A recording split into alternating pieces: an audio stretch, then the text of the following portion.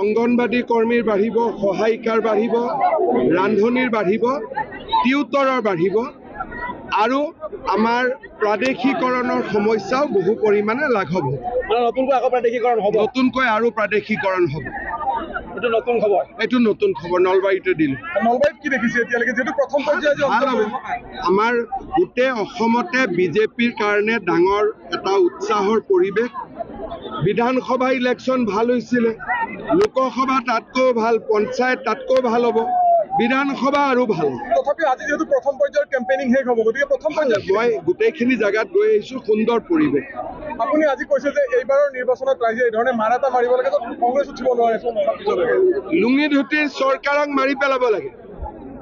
অৰুণোদয় চৰকাৰক নতুনকৈ saline, vitamin দি একদম শক্তিশালী কৰিব লাগে। বৰকে চৰ্চা হৈ আছে। কমপ্লিট বুজাই কৈছোঁ, একেটা কথাকে বাৰে বাৰে কৈ থাকিলে ভালো নালাগে। এই কথাখিনি অকণমান ভাল হয়, যিহেতু আপুনি শেহতীয়াকৈ এটা নিযুক্তিক লৈ কৰা মন্তব্যক লৈ কংগ্ৰেছে গোচৰ দিম বুলি কৈছে। কংগ্ৰেছে বিপ্লৱ শৰ্মা কমিটিৰ ৰিপৰ্টখন পঢ়া নাই। বিপ্লৱ শৰ্মা কমিটিৰ ৰিপৰ্টত ৰাকেশ পালৰ মাকৰ উদ্ধৃতি দি ৰিপৰ্টত লিখা আছে যে ৰাকেশ পালে কেনেকে ধৰণে ছোৱালীৰ লগত বেয়া কামতো লিপ্ত হ'ব চেষ্টা কৰিছে। এইটো মোৰ কথা নহয়, বিপ্লৱ শৰ্মা কমিটিৰ প্ৰতিবেদনত কংগ্ৰেছ নিৰ্লজ্জ। প্ৰতিবেদনখন পোৱাৰ পিছত কংগ্ৰেছে অসমৰ ৰাইজৰ ওচৰত ক্ষমা খুজিব লাগিছিল যে আমাৰ দিনত ইমান বেয়া কাম হৈছিল। আকৌ উল্টাই মোৰ ওপৰত কেছ দিয়ে। আৰে মই ৰাকেশ পাল নেকি? ৰাকেশ পালক কোনে এপইণ্টমেণ্ট দিছিলে সোণৰ গহনা লৈ পেলাই? মোৰ ল'ৰাটো বিয়া নাছিলে।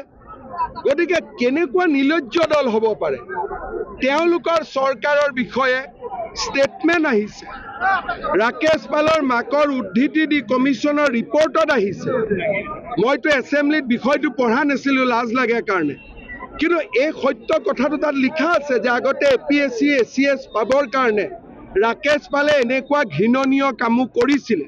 কি কেছ দিব? কেছ দিলে ৰাকেশ পালৰ ৰিপৰ্টটো পুলিচে পঢ়িব, পঢ়ি পেলাই কংগ্ৰেছকে সুধিব। বিপ্লৱ শৰ্মা প্ৰতিবেদনত সাক্ষীৰ উদ্ধৃতি দি এই কথাষাৰ মই কৈছোঁ। ৰাকেশ পালৰ মাকৰ উদ্ধৃতি দিয়ে ৰাতিলৈকে আপোনালোকে কমিটিৰ ৰিপৰ্টখন ৱেবছাইটত আছে, নিজেই চাই ল'ব। আপোনাৰ চৰকাৰ দিনত বান প্ৰতিৰোধৰ কাৰণে বিভিন্ন স্থানত মথাউৰি তথা ৰাস্তা নিৰ্মাণ কৰা হৈছে। এইবাৰ কি ধৰণে আপোনালোক সাজু হৈছে? একেলগে এইবাৰো 250 কিলোমিটাৰ মথাউৰি আমি নতুনকৈ বনাইছোঁ। যোৱাবাৰ অসমত মাত্ৰ 5টা মথাউৰি ভাঙিছিলে। লাহে লাহে মথাউৰি ভঙা সংখ্যাটো কমিছে, কিন্তু নদীৰ কাষত যিবিলাক থাকে, মথাউৰিৰ ইটো পাৰে যিবিলাক থাকে, তেওঁলোকক বানৰ পৰা বচোৱাটো কোনো উপায় নাই। কিন্তু মথাউৰিৰ বাহিৰত যিসকল থাকে তেওঁলোক যোৱাবাৰো বিশেষ আক্ৰান্ত হোৱা নাই। 5 জেগাত মথাউৰি ভাঙিছে।